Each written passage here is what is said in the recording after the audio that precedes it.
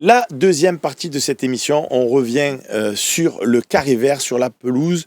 Est-ce qu'il faut faire tourner contre Saint-Etienne? Alors, je vais préciser là aussi ma question. On ne commence pas à s'enflammer du genre Christian Cataldo. Elle est à moi ta question. Laisse-moi finir ma question avant qu'elle soit à moi. Il y a des joueurs du type Jonathan Rowe. On ne le voit plus. Il y a des joueurs comme Pierre-Emile Holberg, il fait tous les matchs, il n'arrête jamais. J'ai conscience qu'on joue une fois par semaine et pas tous les 3 jours. Mais il enchaîne et ça serait dommage de le perdre sur blessure à force de répétition. Rabiot aussi l'a enchaîné. Je crois que c'est à Nice d'ailleurs, on les a tous vus. Ils tiraient un petit peu la langue. Donc, pour préserver le groupe, est-ce qu'il ne serait pas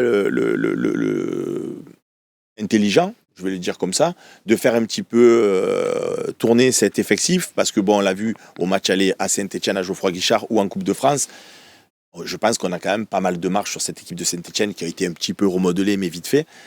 Fabrice, est-ce que tu penses que voilà, on doit faire un peu jouer, pas les remplaçants, mais faire une revue d'effectifs ou pas, c'est les titulaires, on s'en fout. Revue d'effectifs, non, ça c'est sûr que non. Je pense que si on procède, c'est par petites touches. Ça veut dire que pour De Zerbi, enfin moi, en tout cas, si j'étais à sa place, tu essayes de concerner encore quelques joueurs, mais tu essayes de garder surtout cet équilibre qui paraît un peu fragile des fois. Donc tu as bien vu quand il n'y avait pas Hubert, que tu étais un petit peu embêté. À un moment donné, c'est Rongier qui n'était plus là.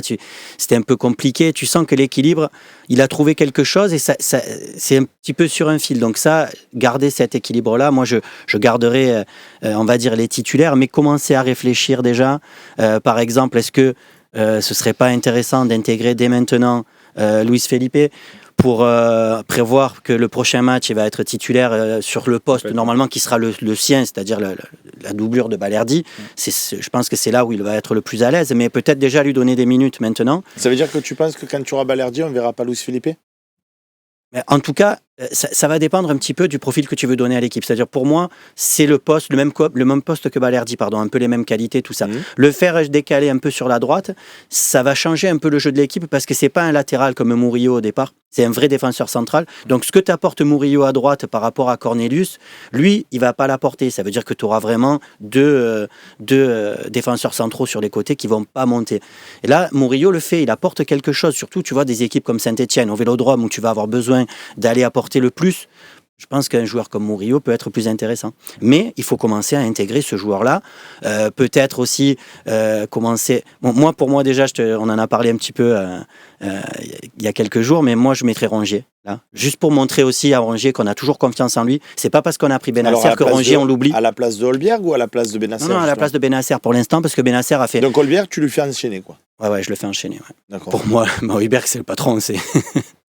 Je suis d'accord, Holberg, Rabiot, c'est intouchable. Et puis, peut-être qu'il faut partir sur l'équipe type, on va dire, dans la tête de Zerbi. Hein. L'équipe type, elle est que dans sa tête à lui. On va dire, entre guillemets, assurer le résultat.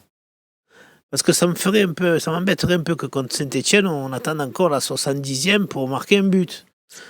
Et tu vois, j'aimerais bien qu'on fasse la décision rapidement dans un match.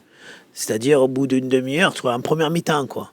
Après, tu peux te permettre... Ça change quoi, Christian? Ça change qu'en deuxième mi-temps, tu peux faire ce que tu dis. Si tu es 2-0 à la mi-temps, tu peux te permettre, contre Saint-Etienne, tu peux te permettre en deuxième mi-temps de faire sortir Holberg ou Rabiot, de faire tourner, de faire entrer Philippe, voilà, de faire sortir Greenwood, de faire respirer, de faire entrer Rowe, voilà. Tu vois, je veux dire... C'est ça le principal. C'est que le défaut que je trouve à cette équipe, c'est qu'on met trop longtemps à décanter le match, comme le dernier match qu'on a fait. Est-ce que c'est pas la volonté du coach selon Je sais pas, parce que des fois c'est un peu long, c'est passe comme ça, là, tac, tac, tac, tac, tac, tac. Je trouve qu'il n'y a pas assez de percussion et de provocation. Bon, il n'y a que 2 qui peuvent le faire actuellement, c'est Greenwood et un peu Enrique. Mais ils ne le font pas assez souvent. Il y a Guiri aussi maintenant devant. Maintenant, il y a Guiri. Mais jusqu'à maintenant, on n'avait pas ça, Guiri, ce type-là. Mopé, il est super, mais ce n'est pas le style de jeu comme ça. Moi, j'aimerais, pour faire ce que tu dis, il faut qu'on prenne 2-0 à la mi-temps et qu'on soit tranquille dans le match.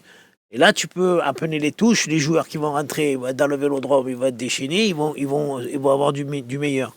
Mais tant que si tu es 0-0 à la mi-temps, tu peux pas. Tu n'es pas à l'abri d'un penalty, d'un coup foireux, tout ça et tout. Donc, tu es obligé de mettre tes cadres. Mais Slim, si on faisait une équipe où, par exemple, pour faire souffler un peu Rabiot, qui lui aussi enchaîne, si tu as Guiri à gauche, Neil Maupay dans l'axe et Greenwood à droite, tu as une jolie attaque quand même, quoi. Non ? Ouais, non, c'est clair. Après, tu vois, des mecs comme Rabiot, je pense qu'ils sont quand même très importants dans cet effectif-là et dans le 11 de départ. Moi, Après, je pense dans mon esprit, il serait sur le banc. Hein. Oui, non, c'est mais pas il est en tribune et puis regarde le match. Il peut rentrer à tout moment. Le match n'est pas forcément non plus assuré à 100%. Je veux dire, on ne l'a pas gagné non plus avant de le jouer. Donc, il faut moi, je serais pour justement apporter peut-être un peu de turnover, mais sans affaiblir l'équipe. Et je pense en ce sens-là, je rejoins complètement Babou sur le Luis Felipe Ramos, parce que aussi, il faut penser qu'il a de grandes chances de débuter contre Auxerre, puisque Balerdi, on le rappelle, est suspendu. Et il n'a pas encore une minute. Alors on pensait, on nous disait qu'il en aurait sûrement contre Angers, il n'en a pas eu. Donc moi, je le verrais bien débuter là contre Saint-Etienne, à gauche pour le coup. Moi, à la place de Cornelius. Ah oui. Si vous pouvez le faire. Levez-moi Cornelius. Et tu vois, et Rongier, je le remettrais titulaire avec Højbjerg, parce que ça va pas t'affaiblir. On connaît ce milieu-là et cette doublette-là. Et je pense que Bennacer, il faut aussi prendre son temps avec lui. Il vient d'une grosse blessure, il faut éviter la rechute. Donc voilà, moi je pense que lui donner un petit peu de temps de jeu en seconde période à Bennacer, ce serait pas mal. Mais voilà, apporter 2 petites retouches sur ces profils-là pour surtout Luis Felipe Ramos, moi je pense que c'est important. Au-delà des hommes, au-delà des joueurs, il y a un poste que j'aimerais qu'on prenne un peu plus de risques, c'est ce poste de piston gauche. C'est-à-dire que là, dans un match contre Saint-Etienne qui je pense pas qu'ils vont nous poser énormément de problèmes. On va voir comment ils jouent, s'ils sont tous recroquevillés comme Angers derrière. Je pense que c'est une équipe qui joue un peu plus, alors on va voir. Mais c'est sur ce poste de piston gauche où j'aimerais voir puisqu'on voit le Brésilien. Luis Enrique, pardon. Puisqu'on voit Luis Enrique à droite, pourquoi pas sur un match comme ça tenter Ro et lui donner un peu des minutes sur un poste de piston gauche. On le voit bien, les pistons sont très hauts. Plutôt que d'avoir un profil comme Merlin ou comme Garcia qui sont des latéraux au départ. Et si tu fais jouer, mais même Dedic, voilà, mais même lui c'est quand même un latéral de formation. Son poste c'est latéral. Mais il est très offensif. Il est très offensif. Mais j'aimerais quand même voir, comme là on a fini, De Zerbi a fini avec Guiri à un moment donné à gauche. Ouais. Pourquoi pas un Guiri à gauche aussi s'il pense qu'il peut occuper ce couloir et mettre Maupay ou Ro en pointe. Mais prendre un peu de risque à domicile contre une équipe qui est en bas de tableau et qui, je pense, n'a pas des armes offensives absolues. C'est-à-dire que si tu fais jouer, comme tu dis, Luis Felipe à la place de Cornelius, tu vas quand même avoir des joueurs là. Tu as Rabiot aussi qui joue à ce poste-là, à côté gauche. C'est des joueurs plutôt défensifs. Donc, tu peux protéger ce côté-là. Je pense que tu ne prends pas un énorme risque plutôt que de mettre ou Merlin ou Garcia. Moi, je jouerais un petit peu plus haut là. Je voulais revenir sur ce que tu nous as dit tout à l'heure parce que c'est intéressant. Luis Felipe, pour toi, est le remplaçant naturel de Balerdi en cas d'absence.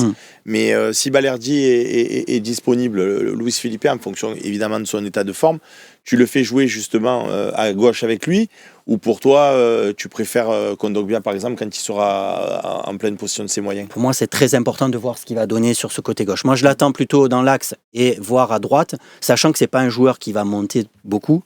Par contre si techniquement c'est très bon, pourquoi pas jouer à gauche? Je pense qu'il s'en sortira très bien. Il y a des joueurs qui l'ont fait. Balerdi, à un moment donné, pas cette année, mais jouer axe gauche, quand on joue à 4 avec les Mbemba, tout ça, il s'en est toujours bien sorti, même en étant droitier. Il faut voir ce que ça donne. Moi, je veux le voir d'abord dans le championnat de France, voir ce que ça donne techniquement. Parce que Brassier, par exemple, tu vois, je pensais qu'il s'en sortirait. C'était trop lent, c'était pas possible. On verra ce que ça donne, pourquoi pas.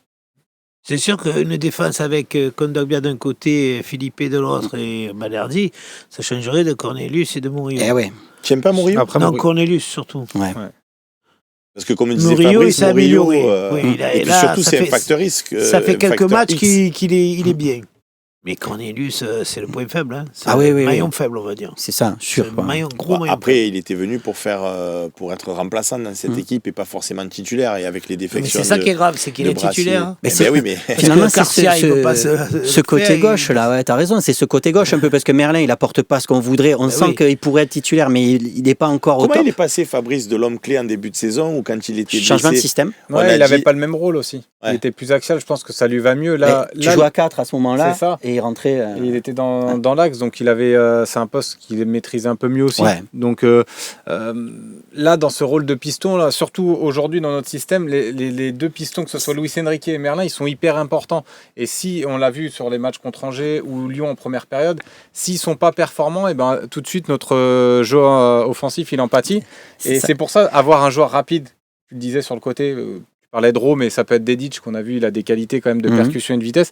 Je pense que ça peut t'amener un peu plus de danger, même contre une équipe comme Saint-Etienne. Percuter, vitesse, percussion, oui, c'est bon. Mais ces deux joueurs-là, leur première qualité qu'il faut qu'ils aient, c'est qu'ils fassent des centres, beaux centres. Ouais, aussi. Pour apporter le danger. Et Merlin, je trouve qu'il a coulé à ce niveau-là. Et pourtant, c'est censé avoir une bonne qualité de pied. Dedic, il est rentré, il a fait bonne impression. Il faut voir ce joueur, ouais. Mais moi, je leur ferais faire des séances de centre, parce que c'est important dans le football, dans le jeu qu'on fait. On a ces deux gars sur le côté, mais quand ils arrivent au bout et qu'ils ne centrent pas ou qu'ils reviennent sur eux-mêmes, ça ne sert à rien, quoi. Ton action, et c'est vrai que ce qu'il a manqué aussi contre Angers en première période sur les centres, ça manquait aussi un petit peu de présence dans la surface. Ouais. Donc c'est vrai que là, ça aussi, c'est un aspect qu'on doit améliorer. Et puis les situations qu'il a eu Merlin aussi, même de face à face ou de duel avec le gardien, ça a été manqué. Ça, là, pour moi, ce qui fait la différence avec les équipes qui jouent un peu comme nous, donc tu le sais, c'est les Arteta, Guardiola, c'est City, donc Arsenal, tout ça, c'est sur les côtés.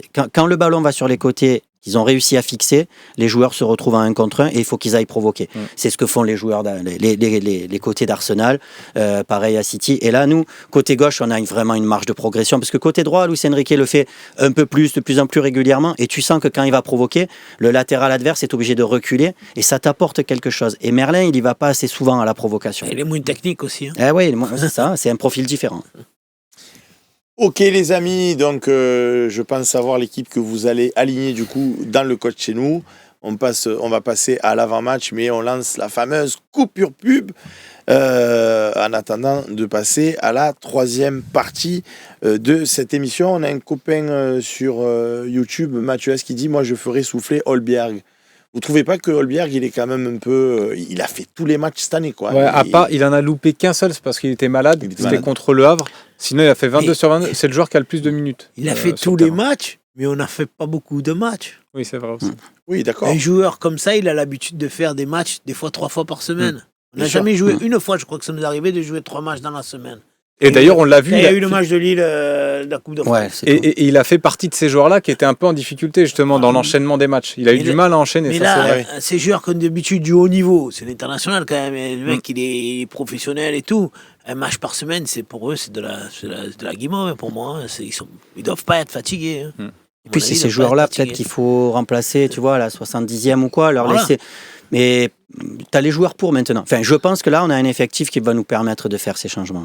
Qui est de qualité en plus. Parce que je pense qu'on s'est beaucoup posé la question sur le mercato, est-ce qu'on s'est renforcé? Là, je pense qu'on s'est vraiment renforcé. Tu vois, oui, c'est sûr que les 4 joueurs qu'on a pris, je pense qu'on a fait...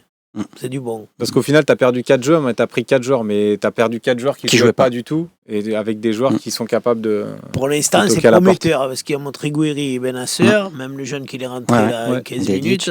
Complètement. Il n'y a que Luis Felipe qu'on ne sait pas. C'est ça, ça reste une énigme un peu, lui. C'est un peu une énigme. Ça reste un peu une énigme. Pourquoi c'est une énigme? C'est quand même... par exemple, si tu regardes les salaires, je pense que lui, il est au top niveau des salaires. Donc, est-ce qu'il va nous apporter quelque chose? Parce que les autres, c'est des bonnes surprises. Ils ont montré, mais lui, on ne l'a pas encore vu. C'est une énigme parce qu'on ne l'a pas vu. Regarde Brassier. Il est arrivé, on a pris Brassier, il va nous apporter et tout. Ouais, mais Bastien, il nous l'a dit la dernière fois. Il était hors de forme, d'après les échos qu'il en avait. Non, Luis Felipe. Oui, d'accord. On le sait qu'il avait joué que 20 minutes normal. Ouais, il avait joué que 20 minutes à une saison. En septembre. En septembre, c'est ça. Mais comme je te dis, Brassier, quand il est arrivé, on comptait sur lui. Vraiment, il faisait partie d'un des joueurs titulaires de l'équipe. C'était normalement un homme de base. C'était une catastrophe. Voilà. Les amis, on passe à la partie 3, l'avant-match face à Saint-Etienne.